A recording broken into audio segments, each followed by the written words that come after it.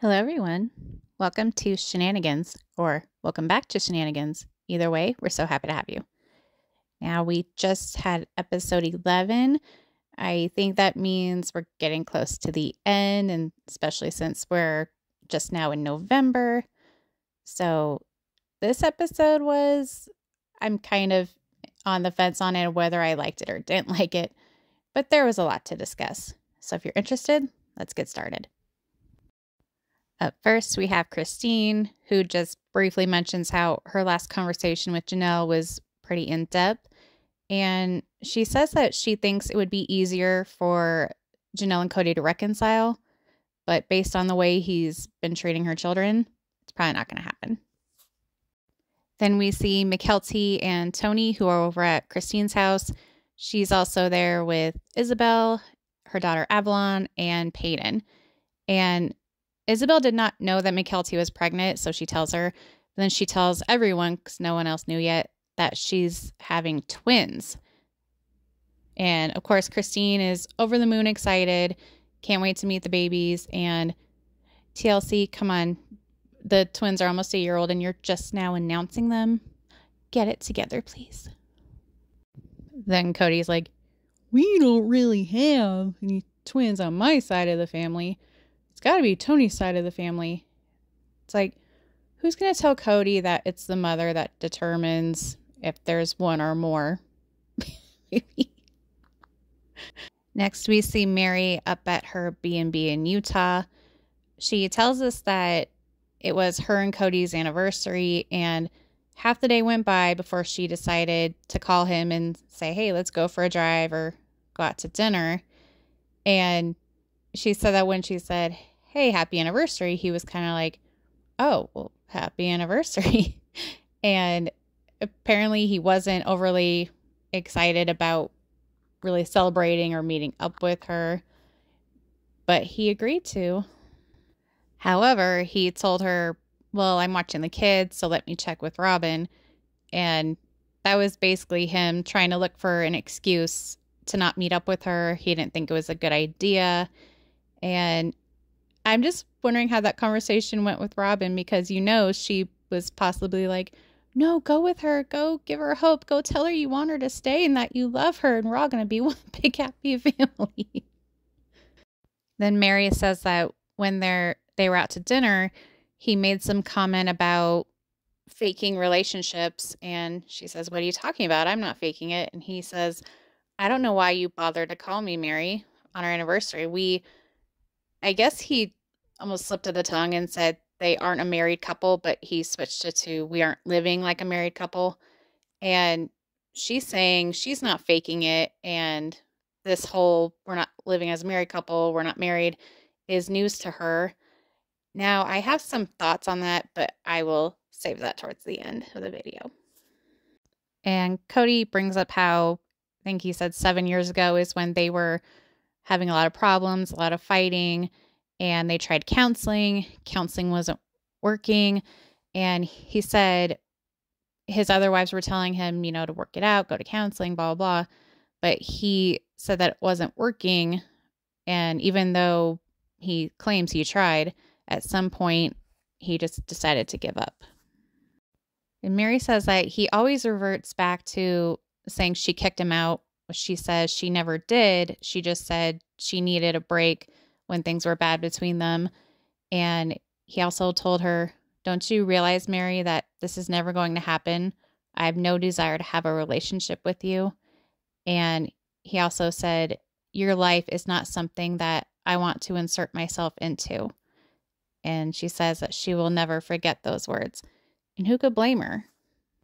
Next, we are back at Christine's, and McKelty is telling her that since she's having twins and it's more high risk, she will not be using a midwife and she will have to give birth in a hospital.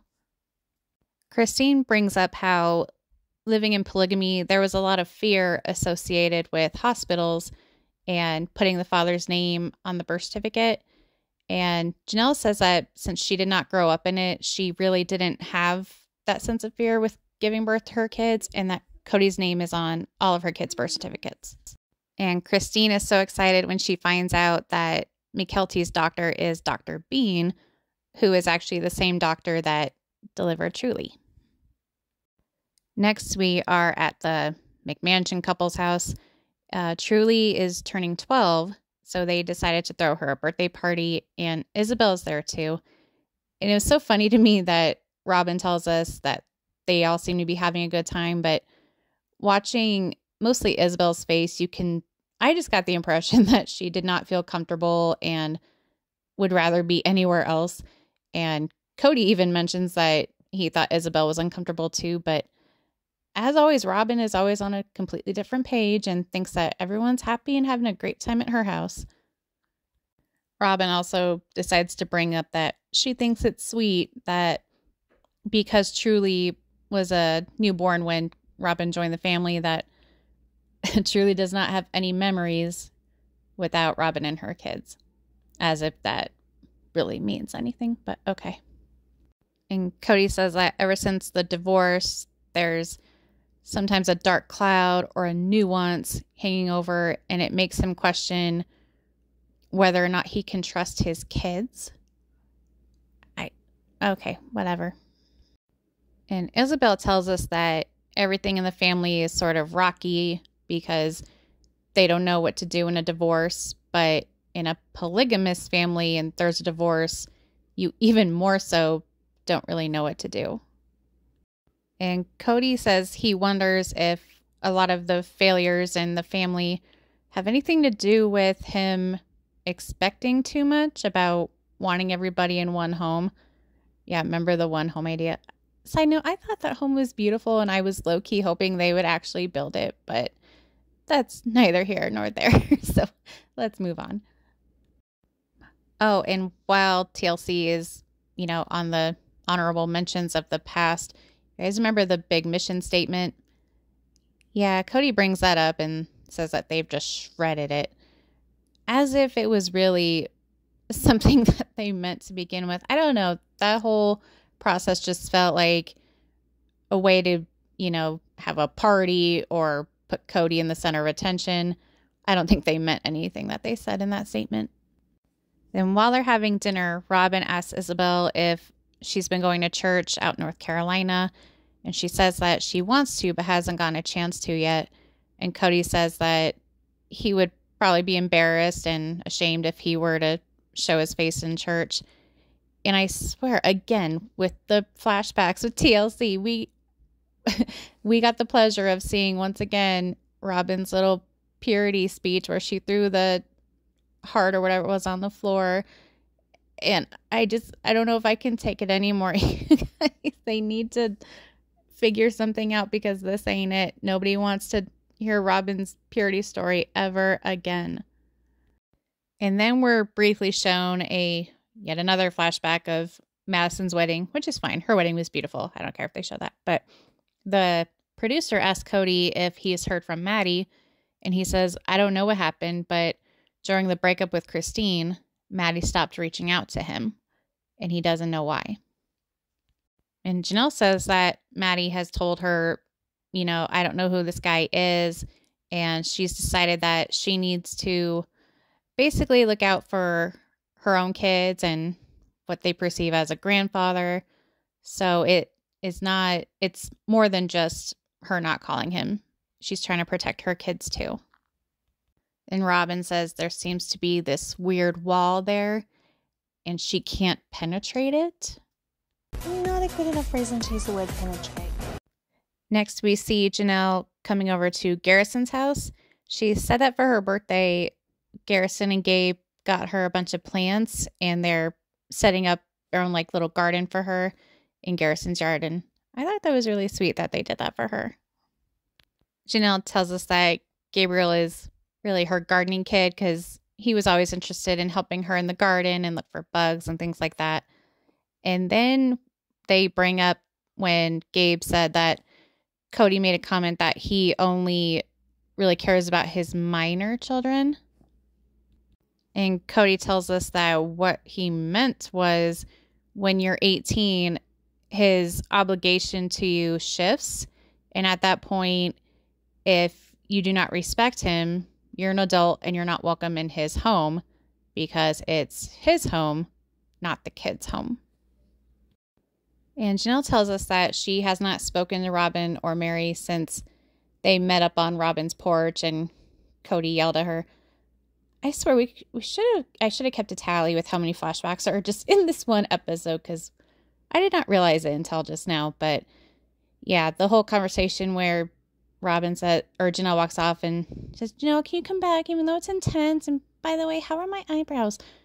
Oh, sorry. Anyways, yeah, Janelle says that even though she and Robin could connect in a way that, worked for the kids, they never connected on a friend level because Robin is 10 years younger than her. Their kids were not the same age, but they were able to work together when it came to the family.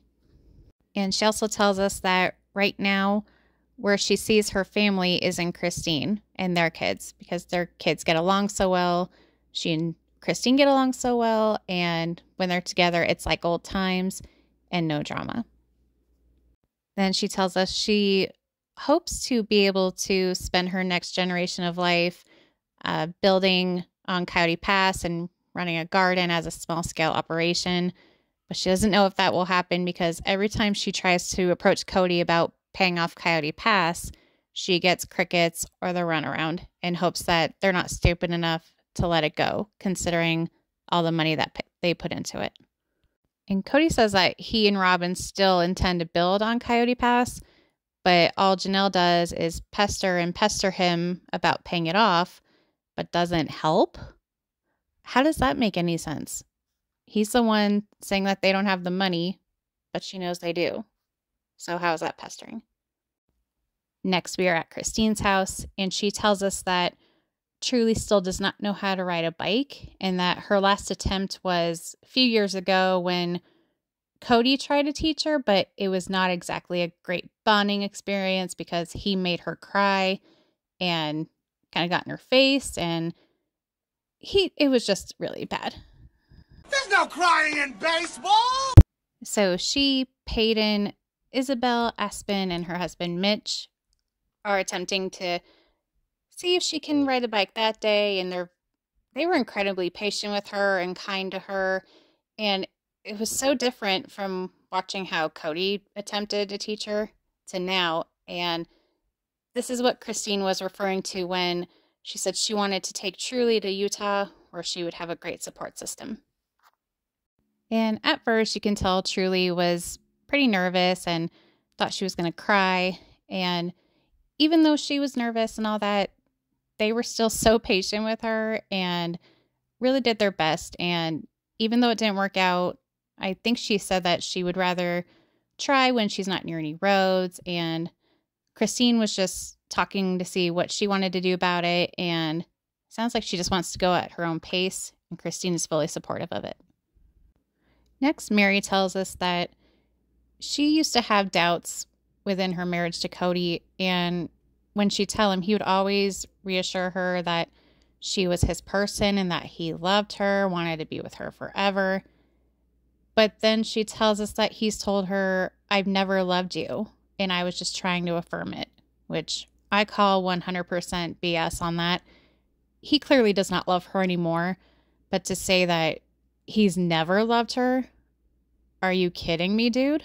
So that makes me believe that back when, she allegedly offered to divorce Cody in order for Robin to be able to marry him, and he made it seem like, this is just strictly a business arrangement. We're still married.